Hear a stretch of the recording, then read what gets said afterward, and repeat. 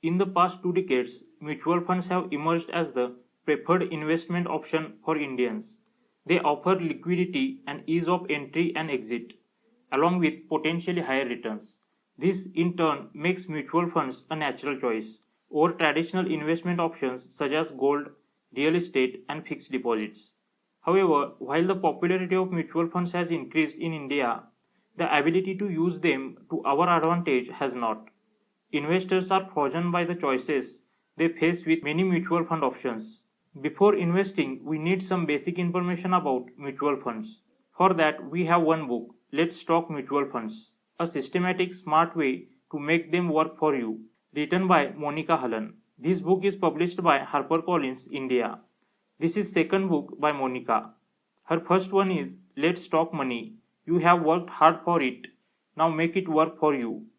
In first chapter, Money is Good, she talks about money in general. Basically, this first chapter about her first book.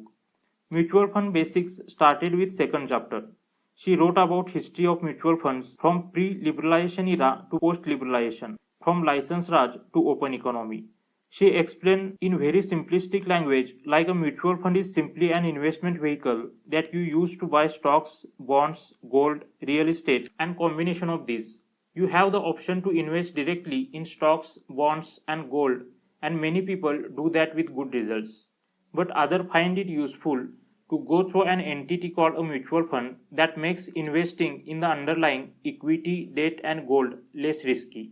Author repeatedly saying throughout the book and in various TV interviews that investment is not just about a high return. It is also about what it costs to buy, sell, and hold, and how easy it is to buy and sell that asset. How private sector is allowed in the mutual fund sector. Author also explained how the rules and regulations developed in course of time by market regulator, the Securities and Exchange Board of India, SEBI.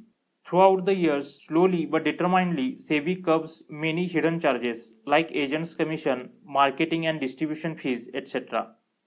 Author Monika Halan's career spans across media, public policy, and financial education. She has public policy experience and has served on several high profile Government of India and SEBI committees. There are various categories of mutual funds are available to us. Author explained that categories like large cap, mid cap, small cap, flexi cap, multi cap, etc. with their characteristics and risk associated with each category.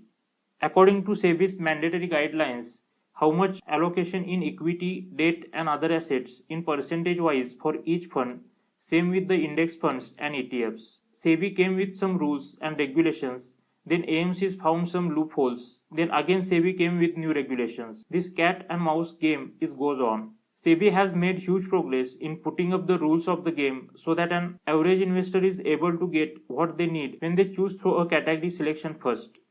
Author also explained in detail various entry and exit options for mutual funds and different models like open, close, and hybrid models. How do you choose the route for investment in mutual funds through lump sum, SIP, or STP? Through SIP, what began as a tickle in 1993 grew to just under 4,000 crore rupees a month in 2016-17 and is now at over 13,500 crore rupees a month in 2022-23. More than 1.3 trillion rupees a year is flowing into the Indian markets through this route. This is pure retail money that is investing in a risk-bearing product. Like investment, there is systematic withdrawal plan, SWP, what is exit load, and forms of holding a mutual fund, demat or non-demat. As author wrote repeatedly, while buying mutual fund, we not only focus on return, but need to consider other factors like inflation, tax, product cost, in that entry, maintenance, exit cost. She explained it in detail. Author bluntly said about risk, there is never going to be high return without high risk. Those who promises risk-free high returns are lying. Author devoted one chapter to tax, how tax systems works, then tax deduction. This is not in much detail and rightly so because this book is not about taxes but mutual funds. She is not given the tips about which mutual fund is better, but talk about how to develop process to choose fund according to our need. Through various options, make a list of maximum 8 to 10 categories, compare them on various parameters. She make tables and explain that table one by one in detail in simplistic way. Then select the consistent performer over 10 to 20 years with reasonable risk and cost metrics.